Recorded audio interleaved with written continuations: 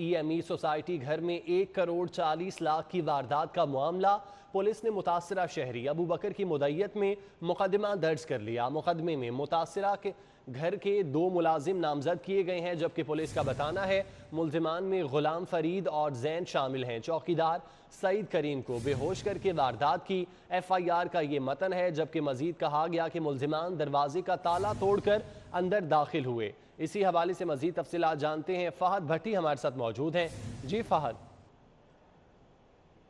जी बिल्कुल, चौंक के इलाके EMA सोसाइटी में घर में एक चोरी की बड़ी वारदात हुई, जिसमें घर के मुलाजमीन ने ही घर से जो है वो 1 करोड़ 40 लाख नकदी का सफाया कर दिया, जिसका मुकदमा पुलिस ने मुतासरा शहरी अबू बकर की मुद्दत में दर्ज कर लिया है। मुकदमे में मुतासरा शहरी के घर के 2 मुलाजिम जो है उनको नामजद किया गया है। मुल्जमान में गुलाम फरीद और जैन शामिल हैं। मुल्जमान ने चौकीदार सईद करीम, जो घर का मुलाजिम है, चौकीदारी करता था, उसको कोई नशावर चीज खिलाई और उसके बाद वो बेहोश हो गया, जिस पर जो है वो मुल्जमान ने दरवाजे का ताला तोड़कर मुल्जमान अंदर दाखिल हुए और घर के अंदर से 1 करोड़ 40 लाख नकदी का सफाया करके मुल्जमान मौके से फरार हो गए। वारदात की CCTV फुटेजेस मंजर आम पर आई, जिस पर जो है वो पुलिस ने मुकदमा दर्ज करते हुए कार्रवाई शुरू कर दी है। पुलिस की जानिब से बताया जा रहा है कि मुल्जमान की तलाश जारी है, छापे मारे जा रहे हैं, जल्द मुल्जमान को गिरफ्तार कर लिया जाएगा। पुलिस की जानिब से कार्रवाई का आगाज कर दिया गया है। फहद, आप हमारे साथ मौजूद रहिएगा। अब कुछ बात करें कोरोना वायरस के हवाले से। कोरोना मुस्बत केसेस की शरह 23.5% तक पहुंच गई। 24 घंटों में 2847 कोरोना टेस्ट हुए, 670 मुस्बत केसेस रिपोर्ट हुए। कोरोना मजीद 20 कीमती जिंदगियां भी निकल गया। 24 घंटों में कोरोना के 670 नए केसेस रिपोर्ट हुए हैं, जबकि अस्पतालों में कोरोना के 761 मरीज जेर इलाज हैं। कोरोना के 491 कन्फर्म मरीज जेर इलाज हैं। कोरोना के 226 मरीजों की हालत तशवीशनाक है, जो कि वेंटिलेटर पर जेर इलाज हैं। ICUs के 65% बेड्स पर मरीज जेर इलाज हैं। कोरोना वायरस के हमले जारी हैं। शरह 23.5% तक पहुंच चुकी है, जबकि पिछले 24 घंटों में 2847 कोरोना टेस्ट हुए, जिनमें से 670 मुस्बत केसेस रिपोर्ट हुए हैं। कोरोना मजीद 20 कीमती जिंदगियां निकल गया। 24 घंटों में कोरोना के 670 नए केसेस रिपोर्ट हुए, जबकि अस्पतालों में कोरोना के 761 मरीज जेर इलाज हैं। कोरोना के 491 कन्फर्म मरीज जेर इलाज हैं, जबकि कोरोना के 226 मरीजों की हालत तशवीशनाक है, जो कि वेंटिलेटर पर जेर इलाज हैं। ICUs के 65% बेड्स पर इस वक्त मरीज जेर इलाज हैं। कोरोना वायरस के हमले जारी हैं। कोरोना मजीद 20 कीमती जिंदगियां निकल चुका है, जबकि 2847 कोरोना टेस्ट पिछले 24 घंटों में किए गए, जिनमें से 670 मुस्बत केसेस रिपोर्ट हुए हैं। अस्पतालों में कोरोना के 761 मरीज जेर इलाज हैं। सरकारी अस्पतालों के वेंटिलेटर्स 70% तक भर गए। कोरोना के लिए 2 सरकारी अस्पतालों में वेंटिलेटर्स नायाब हो गए। सर्विसेज अस्पताल में मुख्तस 32 वेंटिलेटर्स पर 31 मरीज मौजूद हैं, जबकि मियो अस्पताल के 86 वेंटिलेटर्स पर 75 मरीज जेर इलाज हैं। जिना अस्पताल के 50 वेंटिलेटर्स पर 42 मरीज जेर इलाज हैं। जनरल अस्पताल में 40 वेंटिलेटर्स पर 20 मरीज जेर इलाज हैं। कोट ख्वाजा सईद अस्पताल में 3 वेंटिलेटर्स हैं, जहां पर 1 मरीज मौजूद है। नवाज शरीफ अस्पताल यकी गेट में 10 वेंटिलेटर्स पर 5 मरीज मौजूद हैं। गंगाराम अस्पताल के 20 वेंटिलेटर्स पर 9 खवातीन जेर इलाज हैं। PKLI के लिए मुख्तस 8 वेंटिलेटर्स हैं, जहां पर 2 मरीज जेर इलाज हैं। सरकारी अस्पतालों में वेंटिलेटर्स नायाब होने लगे। 70% वेंटिलेटर्स भर चुके हैं। कोरोना के लिए 2 सरकारी अस्पतालों में वेंटिलेटर नायाब हो गए। सर्विसेज अस्पताल में मुख्तस 32 वेंटिलेटर्स पर 31 मरीज मौजूद हैं, जबकि मियो अस्पताल के 86 वेंटिलेटर्स पर 75 मरीज जेर इलाज हैं। जिना अस्पताल की बात करें तो 50 वेंटिलेटर्स हैं, जहां पर 42 मरीज जेर इलाज हैं, जबकि जनरल अस्पताल में 40 वेंटिलेटर्स पर 20 मरीज जेर इलाज हैं। कोट ख्वाजा सईद अस्पताल में 3 वेंटिलेटर्स हैं, जहां पर 1 मरीज मौजूद है, जबकि नवाज शरीफ अस्पताल यकी गेट में 10 वेंटिलेटर्स पर 5 मरीज मौजूद हैं। गंगाराम अस्पताल के 20 वेंटिलेटर्स पर 9 खवातीन जेर इलाज हैं। PKLI के लिए मुख्तस 8 वेंटिलेटर्स हैं, जहां पर 2 मरीज जेर इलाज हैं। आपको बताते चलें कि कोरोना वायरस के हमले जारी हैं। दिन ब दिन मरीजों में इजाफा भी जारी है। वेंटिलेटर्स 70% तक भर चुके हैं।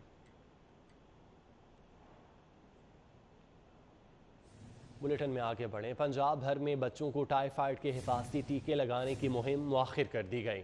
टाइफाइड के खिलाफ मुहिम 18 मई से शुरू होना थी। वैक्सीनेटर्स कोरोना वैक्सीनेशन पर मामूर होने पर यह मुहिम मुअख्खर की गई है। डायरेक्टर EPI पंजाब का टाइफाइड मुहिम मुअख्खर करने का ऐलान। मुहिम कोरोना में कमी के बाद चलाई जाएगी। डायरेक्टर EPI की जानिब से ये बताया गया। Senior health reporter Zahid Chaudhry साहब हमारे साथ मौजूद हैं, उनसे तफसीलात जानते हैं। जाहिद चौधरी साहब बताइएगा, डायरेक्टर EPI की जानिब से इस हवाले से मजीद क्या कहा गया है?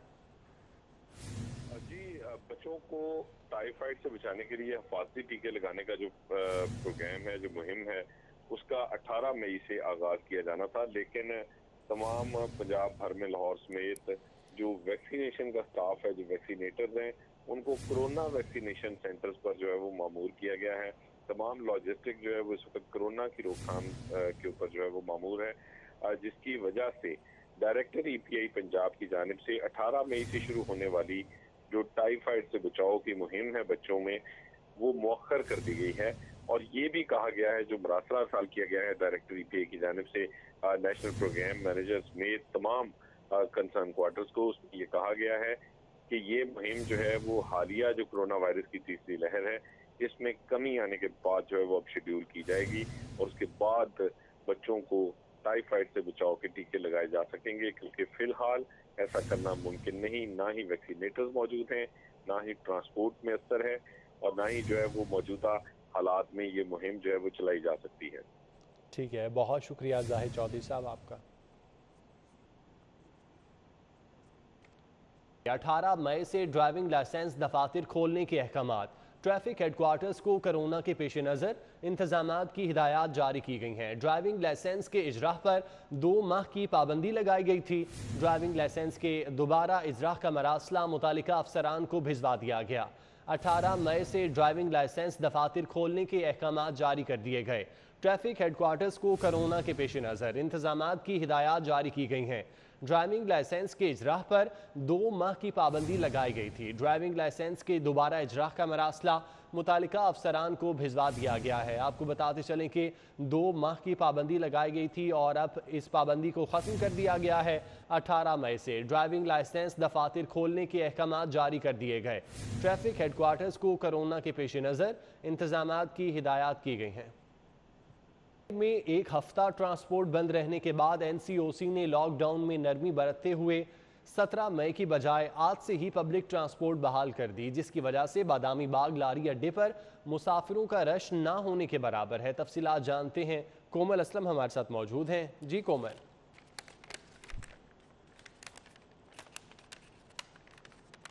सिटी और इंटरसिटी ट्रांसपोर्ट जो है वो 17 मई को बहाल की जानी थी, जो कि अब 16 मई को बहाल कर दी गई है। इस वक्त मैं लारी अड्डा बादामी बाग में मौजूद हूँ और यहाँ पर जिस तरह आम रूटीन में मुसाफिरों का रश देखने में आता है, यहाँ पर इस तरह से रश देखने में नहीं आ रहा।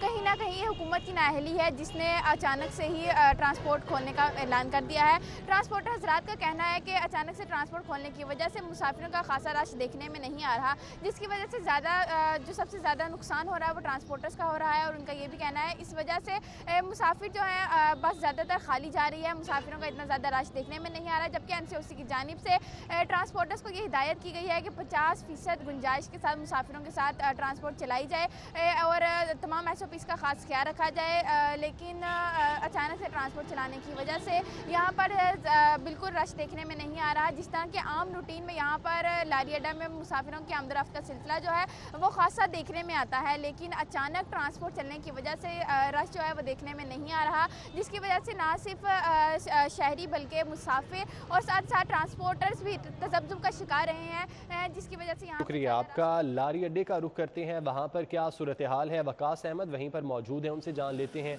जी वकास।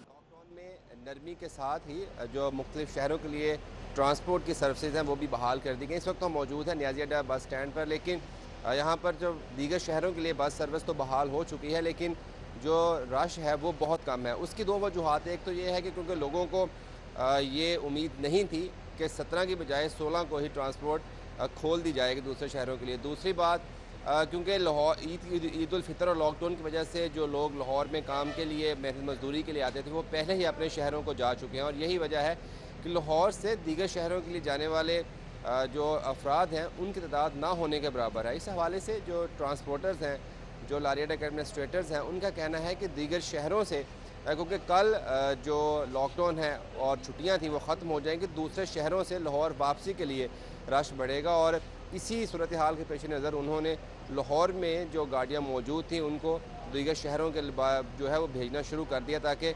वहाँ से लोगों को लेके आने में आसानी हो सके। और ट्रांसपोर्ट के का ये भी कहना है कि हुकूमती इस फैसले से ख़ास तौर पर वो लोग जिन्होंने कल आके अपने काम पे जाना है, अपने ऑफिस में जाना है, उन्हें जो है बर वक्त ट्रांसपोर्ट की सहूलत मैसर आ जाएगी कि वो आज रात जब ट्रांसपोर्ट का निज़ाम मुकम्मल बहाल हो जाएगा तो कल वो बआसानी वापस लाहौर पहुँच कर अपने दफातरों में जा सकते हैं, अपने काम पर पहुँच सकते हैं। ताहम इस हवाले से NCOC के फैसले की रोशनी में ट्रांसपोर्टर्स को और एडमिनिस्ट्रेटर्स को यह हिदायत की गई है कि कोविड की जो SOPs हैं, जो कोरोना के SOPs हैं, उन पर अमल दरामद करवाया जाए। यानी कि 50% जो मुसाफिर हैं उनको बसों में बैठने की इजाज़त होगी। इसके साथ साथ बस स्टैंड्स पर वेटिंग एरियाज़ में जो कोविड के SOPs हैं उन पर भी अमल दरामद करवाया जाएगा। बसूरत दीगर पुलिस को और लॉ इन्फोर्समेंट एजेंसीज को इख्तियार दिया गया है कि वो ऐसे बहुत शुक्रिया आपका। Commissioner Lahore captain retired Mohammad Usman in action. Commissioner Lahore captain retired Mohammad Usman ने बतौर DCO शुरू किए गए साइकिलिंग ट्रैक के प्रोजेक्ट को मुकम्मल कराने की ठान ली। कमिश्नर लाहौर ने साइकिलिंग ट्रैक का दौरा किया। अफसरान को हंगामी बुनियादों पर प्रोजेक्ट मुकम्मल करने की 25 मई की डेडलाइन दे दी गई। इसी हवाले से तफसीलात जानते हैं। राव दिलशाद हुसैन हमारे साथ मौजूद हैं, अपडेट कीजिएगा राव दिलशाद। बिल्कुल जी, लाहौर शहर में अपनी नौयत का अनोखा प्रोजेक्ट था जो शुरू किया गया साइकिलिंग ट्रैक के नाम से 2015 में, जबकि अब तकरीबन 6ठा साल शुरू हो चुका है, लेकिन ये प्रोजेक्ट अभी तक मुकम्मल नहीं हुआ। उस वक्त के डिप्टी कमिश्नर कोऑर्डिनेशन थे जिन्होंने ये शुरू किया, कैप्टन उस्मान ने, और अब चूँकि वो कमिश्नर बन चुके हैं लेकिन अभी भी ये प्रोजेक्ट मुकम्मल नहीं हुआ। इसी बात भी करते हैं जी। पहले तो ज़ाहिर बात है, ये अफसोस की बात है। दिस इज़ ये हमारी जो पब्लिक सेक्टर डेवलपमेंट है उसका शायद एक अच्छा फेस नहीं है। मुझे दुख के साथ ये कहना पड़ता है, प्रोजेक्ट बहुत पहले कंप्लीट हो जाना चाहिए था। इनफैक्ट ये प्रोजेक्ट इतना बड़ा प्रोजेक्ट नहीं था, जब मैं गया था तो उस वक्त ही तकरीबन ये नियरिंग कंप्लीशन था। बट समहाउ मेरा ये ख्याल है कि चेंज ऑफ कमांड की वजह से कुछ 2-3 इदारे चूँकि इसमें इन्वॉल्व थे, शायद लैक ऑफ इंटरेस्ट था, शहर से दूर था, इतनी ज़्यादा तवज्जो नहीं रही। लेकिन अब ये जो PHA की एडमिनिस्ट्रेशन है इसके अंदर मुझे वो स्पार्क और वो काबिलियत नज़र आ रही है कि इसको ये कंप्लीट करेंगे। ऑलमोस्ट नियरिंग कंप्लीशन है। इन्होंने 8-10 दिन का टाइम मांगा है जिसमें इसकी लाइट्स लग जाएंगी, सिर्फ लाइट्स लगने का काम रहता है। अच्छा, इसके फीचर्स में क्या क्या है? साइकिलिंग ट्रैक तो है बेसिकली, तो ये एक ऐसी जगह क्रिएट की गई। सबसे पहले तो मैं आपको बताऊं राव दिलशाद के ये जगह जो थी यहाँ, ये सरकारी जगह थी, इरिगेशन डिपार्टमेंट की जगह है ये, जिससे NOC लेके ये जगह ज़िले इंतज़ामिया ने ली और उनसे इजाज़त ली, चूँकि ये नहर का इलाका था, ये कैनाल का इलाका था, उनसे इजाज़त ली कि हमें यहाँ पर इस तरह की एक्टिविटी करने दें, ये एक हेल्दी एक्टिविटी है। इसके लॉन्ग इंक्रोचमेंट्स थी, यहाँ पर लोगों ने कब्जे किए हुए थे। अगर आप इसके लॉन्ग जाएंगे आगे जाके शायद कुछ जगहों पर आपको अभी भी कब्जे नज़र आएँ, क्योंकि जिस एरिया के अंदर हमने ये प्रोजेक्ट कंसीव किया उसमें यहाँ पर भैंसों के बाड़े थे, लोगों ने इंक्रोच करके बस्तियाँ बनाई हुई थी। उस इंक्रोचमेंट को वहाँ पर अच्छा खासा टाइम लगा के रिमूव किया गया। फीचर्स इसके अंदर ये क्रिएट किए गए कि लोग शहर से आएंगे, अपनी माउंटेन बाइक्स साथ लेकर आएंगे, यहाँ से भी उनको बाइक्स किराए पे मिलेंगी, और एक साइकिलिंग ट्रैक, एडवेंचरस किस्म का साइकिलिंग ट्रैक क्रिएट किया गया जिस पे वो साइकिलिंग करेंगे। और अगर वो अपने बुजुर्गों को साथ में लाते हैं, यानी कि बड़े अपने घर वालों को साथ में लाते हैं, तो यहाँ पर उनके लिए वॉकिंग ट्रैक भी अवेलेबल था। और इस कैनाल के साथ, इस छोटी नहर के साथ, यानी कि आप काइंड ऑफ पिकनिक की इन्वायरमेंट भी है, ब्रिजेस बना दिए ताकि वो नहर को क्रॉस करें दोनों तरफ, और एक अच्छा एक इन्वायरमेंट आपको जिस तरह एक अच्छा पार्क क्रिएट किया गया। आखिरी सवाल ये बताइए, 25 का बड़ा तस्करा हमने सुना है, 25 को ये कंप्लीट होगा जो रवा माह की? मुझे यकीन है कि ये इंशाल्लाह ताला इन लोगों ने खुद कहा है कि हम 25 को कंप्लीट करेंगे। मैं दुआ करता हूँ कि ये अपने वादे पर मुझे उम्मीद है कि ये पूरा उतरेंगे। लेकिन इस वक्त सूरत हाल ये है कि हमारी, आपको पता है कि कोविड की वजह से हमारे पार्क्स भी बंद हैं। हम दुआ ये करेंगे कि जल्द अज जल्द कोविड की सूरत हाल बेहतर हो ताकि लोग यहाँ आके इसको एंजॉय कर सकें, इस फैसिलिटी को, जो एक्सकर्शन भी है, जो एंटरटेनमेंट भी है, उसको यहाँ पर एंजॉय कर सकें। ठीक है जी, आपने गुफ्तगू सुनी commissioner Lahore captain retired Mohammad Usman की। उनका ये कहना है कि इसमें जो फीचर्स हैं, लोग अपनी माउंटेन बाइक साथ लाएंगे, गाड़ियाँ पार करके ना सिर्फ बाइक यहाँ पर रन कर सकेंगे बल्कि इसका पेडेस्ट्रियन ट्रैक भी इस्तेमाल कर सकेंगे। 2.5 किलोमीटर का मजमूई तौर पर इसका ट्रैक है। इसमें मसनूई लेक भी बनाई गई है जो कि जिससे कैनाल भी है जिससे लोग मुस्तफ़ीद हो सकेंगे और प्रॉपर पिकनिक पॉइंट ये क्रिएट किया गया है। अब राव दिलशाद हुसैन, बहुत शुक्रिया आपका। दे दी गई है 25 मई की। अब देखते हैं कि पाकिस्तान तहरीक इंसाफ मजहबी अमूर विंग के ज़ेर तमाम इसराइल के बैतुल मक़दस और गज़ा पर हमले के खिलाफ यकजहती फ़लस्तीन रैली निकाली गई। सैकड़ों मुजाहिरीन ने शिरकत की। तफसीलात जानते हैं, जुनेद रियाज हमारे साथ मौजूद हैं। जुनेद, रैली का अहवाल बताइएगा। इस वक्त हम आस्ताना आलिया सुंदर शरीफ में मौजूद हैं जहाँ पर पाकिस्तान तहरीक इंसाफ मजहबी अमूर विंग के ज़ेर तमाम जो है यहाँ पर एक एहतजाजी रैली निकाली गई है और यहाँ पर फ़लस्तीन की पुरज़ोर जो है वो यकजहती के लिए यहाँ पर एहतजाजी मुजाहरा किया गया और जो इसराइल के जानब से जुल्म बर्बरियत की मिसाल कायम की जा रही है उसकी भी भरपूर मजम्मत की गई। इसी वजह से हम बात करेंगे पाकिस्तान तहरीक इंसाफ मजहबी अमूर विंग के जो सदर हैं सैयद हबीब इरफानी हमारे साथ मौजूद हैं, उनसे बात करेंगे क्या मकसद था आज के।